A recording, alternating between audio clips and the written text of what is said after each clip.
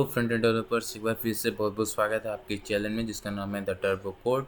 So guys आज का topic है एंकर लिंक और बेस टैग क्या होते हैं HTML में। ओके तो स्टार्ट करते हैं फटाफट बिना किसी बकवास किए। तो ए टैग सबसे पहले आते हैं एंकर टैग पे। एंकर टैग क्या होता है?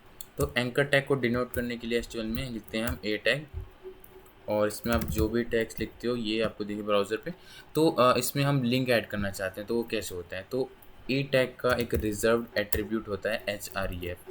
ये हमें हेल्प करता है पेज को लिंक्स करने में, और जो भी हम इसमें लिखते हैं, जैसे मैंने लिखा अबाउट और मैं इसको किया सेव, तो आप देखोगे थोड़ा सा कलर ब्लू हो चुका है, अंडरलाइन आ चुकी है, इसका मतलब ये लिंक फॉर्मेट में चेंज हो चुका है। अब हम इस पर क्लिक करेंगे तो पेज दूसरे पेज में रिडायरेक्ट हो सकता हूँ। तो मैंने इस पर क्लिक किया तो दूसरे पेज पे चला गया मैं। तो अभी हमारे पास अबाउट का पेज नहीं है, तो एक काम करते हैं, छोटा सा अबाउट का पेज क्रिएट कर लेते हैं।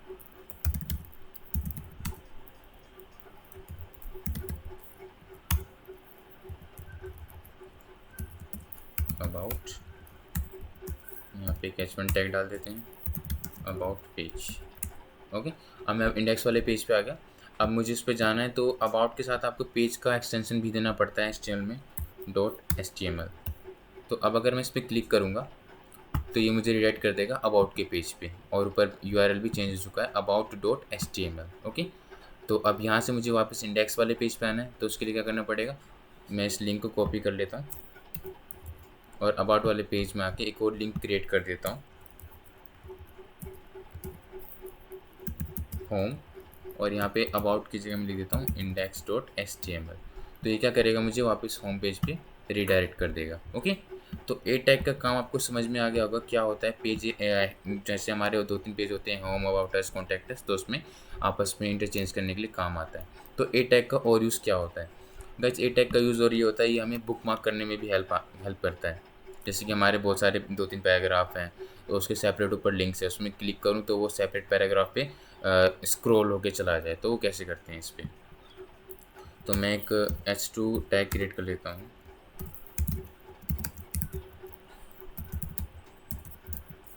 ओके, और अब मैं एक और लिंक क्रिएट कर लेता हूँ, उसे मैं कॉपी कर लेता हूँ। तो यहाँ पे हमें ये वाला .html से पेज रिडायरेक्ट होता है। अगर हमें उस डायरेक्ट इस पे रिडायरेक्ट होने में सेव करूँगा तो यहाँ पे आ जाएगा। तो मैं यहाँ पे अब नाम चेंज कर देता हूँ इसका, गो टू डेमो। तो मैं चाहता हूँ जब मैं इस गो टू डेमो पे क्लिक करूँ तो वो इस वाले पे स्क्रॉल होके आ जाए। तो अब यहाँ हमारे पास ज़्यादा टेक्स्ट नहीं है तो जिससे स्क्रॉल आए, तो एक काम करते हैं, थोड़ा टेक्स्ट ऐड कर लेते हैं। तो VS कोड में शॉर्टकट है normal text, dummy text add करने का, P, फिर आपको लगाना है ब्रैकेट, देन लोरियम।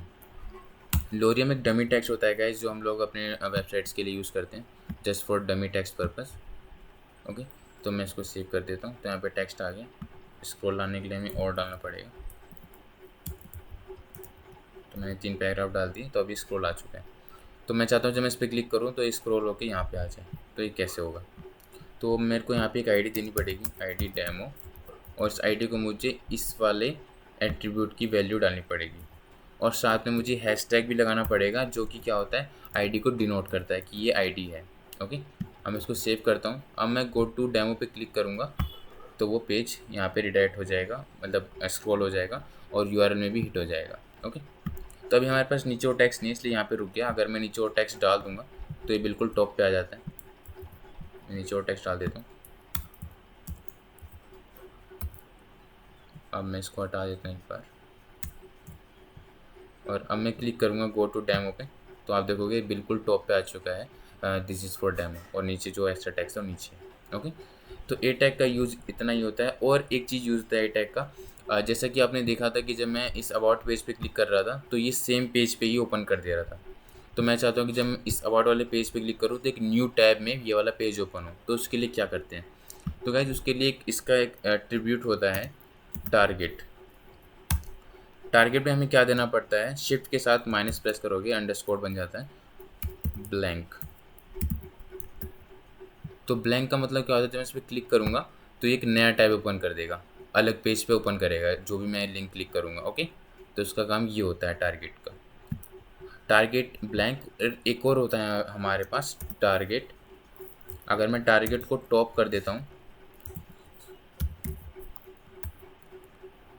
तो ये यहीं पे खोलेगा। बट हमारे पास क्या है, जैसे मान लो कोई नया लिंक है, जैसे कि google.com है, जैसे मैं google.com लिखता हूँ, google.com फुल यूआरएल लिखते हैं http://www.google.com। तो मैं चाहता हूँ कि ये किसी और पे नहीं, इसी पेज पे खुले। ये जो हमारा टारगेट टॉप देने से ये हेल्प करता है कि ये सेम पेज की यूआरएल पे ही टारगेट कर देता है। तो मैं इस पर क्लिक करूँगा तो google.com इसी पे खुल जाएगा। ओके, तो उस केस में हम यूज़ करते हैं टारगेट टॉप। ऑलराइट, तो ए टैग का काम इतना होता है। टारगेट टॉप और ब्लैंक में आपको डिफरेंस पता चल गया होगा।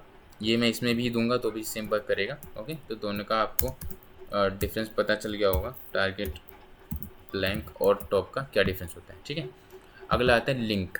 तो लिंक क्या होता है? तो लिंक भी एक टैग होता है जो हम हेड सेक्शन में यूज़ करते हैं अपनी फाइल्स को इंपोर्ट करने के लिए। Only CSS file, be remember, CSS files को इंपोर्ट करने के लिए लिंक टैग का यूज़ होता है। मैं फिर बता रहा हूँ। तो मैंने ओपन किया, मैंने लिखा लिंक। ओके, तो लिंक सिंगल टैग को ऐसे बंद करते हैं। इसमें लिखा मैंने रेल। रेल मतलब ये रिलेटेड किस टाइप का, तो ये है, ये हमारा स्टाइल शीट के लिए। और यहाँ पे यूज़ होता है वो वाला एट्रीब्यूट जो आपने ए टैग में देखा, तो उसका यूज़ यहाँ भी होता है। ठीक है, तो मैं कोई भी CSS फाइल क्रिएट करूँगा तो वो मैं यहाँ पे इंपोर्ट कर सकता हूँ। तो मैं एक छोटी सी फाइल क्रिएट करके दिखा देता हूँ। ऑलरेडी CSS की वीडियो में आपको ये मिल जाएगा, बट फॉर एग्जांपल के लिए मैं आपको यूज़ करके दिखा रहा हूँ। तो मैंने .css फाइल क्रिएट कर ली, style.css, और मैं यहाँ पे जैसे देता हूँ बैकग्राउंड, बॉडी को टारगेट करता हूँ, बॉडी टैग है हमारा, बैकग्राउंड कलर रेड। CSS अगर जिसको जो फ्रेशर्स हैं उन्हें कन्फ्यूज़न हो रही है तो कोई घबराने की जरूरत नहीं है, क्योंकि इसकी ऑलरेडी सेपरेट वीडियोस है। तो मैंने सेव किया, तो अभी हमने देखा कुछ चेंजेस नहीं हुआ। तो मैं चाहता हूँ कि ये जो CSS फाइल है ये यहाँ पे वर्क करे। तो कैसे करेगी, मुझे बस वहाँ पे देना पड़ेगा। आप सजेशन भी देख रहे हो, आई है style.css। तो मैं इसको सेव करूँगा तो बैकग्राउंड का कलर हो चुका है रेड, बॉडी का। ओके, तो इस चीज़ के लिए यूज़ होता है लिंक टैग। ओके, अगला आता है बेस टैग। तो बेस टैग क्या हेल्प करता है, इसका शॉर्टकट के लिए आप डायरेक्ट बेस भी लिखोगे तो ये भी क्रिएट हो जाएगा, same with the link tag. ठीक है, तो बेस का यूज़ क्या होता है, अभी 2 मिनट के लिए कमेंट कर देता हूँ मैं बताने के लिए कि होता है क्या। जैसे मान लो मैं यहाँ पे इमेज क्रिएट कर रहा हूँ, इमेज के लिए भी सेपरेट वीडियो है। जो भी टैग है आप उस टैग का डैट नाम लिख के एंटर मारोगे VS कोड में तो वो टैग जनरेट हो जाता है। ओके, इसका भी बताऊँगा नेक्स्ट वीडियो में। तो SRC में हमें देना पड़ता है इमेज का सोर्स। तो मैं फ़िलहाल के लिए इमेज का सोर्स दे देता हूँ। तो यहाँ पे इमेज आ गई है ना, थोड़ी सी छोटी कर लेते हैं, हाइट वेट दे देते हैं, तो ये थोड़ी सी छोटी हो गई। ठीक है, अब मैं क्या करता हूँ, एक और इमेज क्रिएट कर रहा हूँ। ये बेस टैग के बारे में बता रहा हूँ मैं, बस आपको ये दिखाने के लिए कि उसका यूज़ क्या होता है बेस टैग का। जैसे मैं दूसरी इमेज को यूज़ कर लेता हूँ, profile.png।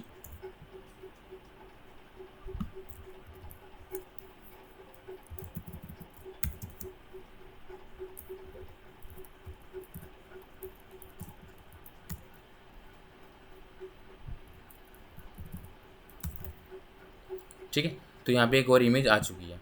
तो आपने देखा, आप यहाँ पे आपने देखा कि क्या है कि दोनों में ना ये जो इमेजेस और स्लैश ये वाला कॉमन है, उसके बाद नाम शुरू हो रहे हैं। तो इसको क्या मैं कहीं पे रिजर्व करके रख सकता हूँ कि मैं इसको बार बार ना लिखूँ, बस मैं डायरेक्ट इमेज का नाम लिखूँ। तो वहाँ पे काम आता है हमारे बेस टैग का। मैं यहाँ पे सिर्फ लिख दूँगा इमेजेस और /। तो ये क्या हो गया, ये इतना रिजर्व्ड हो चुका है। इसके बाद आप इमेजेस का नाम डायरेक्ट लिख सकते हो। अब अगर मैं सेव करूँगा तो एरर आ जाएगा, इमेज नहीं मिलेगी। क्यों?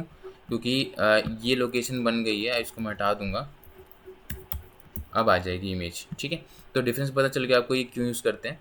ये बस ये रिजर्व्ड हो जाता है कि इमेज स्लैश, उसके बाद जो भी आप फाइल्स को यूज़ कर सकते हो कंटिन्यू फॉर्मेट में। ओके, तो ये थंबनेल का एक और फोल्डर था इसलिए ये मैंने लिखा हुआ उसके बाद ये इमेज। ठीक है, तो ऑफकोर्स आपको डिफरेंस पता चल गया होगा एंकर, लिंक और बेस टैग में क्या डिफरेंस होता है और ये एट्रीब्यूट कहाँ कहाँ यूज़ होता है। और लिंक पे आप अगर सोच रहे हो कि मैं ये एट्रीब्यूट उठा के किसी और टैग पे डाल दूँ तो चल जाएगा, तो ऐसा नहीं है। अगर मैं H1 पे एट्रीब्यूट डाल दूंगा और सेव करके क्लिक करूँगा तो ये वर्क नहीं करेगा, क्योंकि ये सिर्फ ए टैग के लिए ही पैदा हुआ है, ये याद रख लो बस। ठीक है, ए टैग और लिंक और बेस टैग के लिए। ठीक है, तो गाइस ऑफकोर्स वीडियो हेल्पफुल लगा हो तो लाइक कर देना, चैनल को सब्सक्राइब कर लो, वीडियोस का अपडेट आपको मिलता रहेगा, बेल नोटिफिकेशन ऑन कर लो। और मिलते हैं नेक्स्ट वीडियो में, देखने वाले हैं इमेज क्या होती है और इमेज मैप क्या होता है। ऑलराइट, तो मिलते हैं नेक्स्ट वीडियो में, कोड करते रहो। Till then good luck, good bye.